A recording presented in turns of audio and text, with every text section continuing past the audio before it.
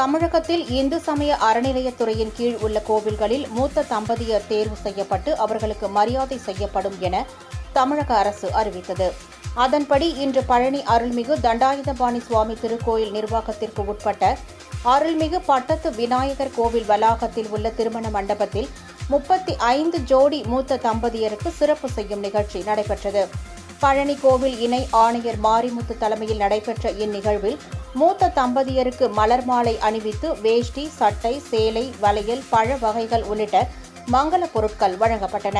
பின்னர் மேல தாளங்கள் முழங்க மூத்த தம்பதியரின் வாரிசுகள், திருக்கோவில் அதிகாரிகள், பொதுமக்கள் என அனைவரும் மூத்த தம்பதியரிடம் ஆசி பெற்றனர்.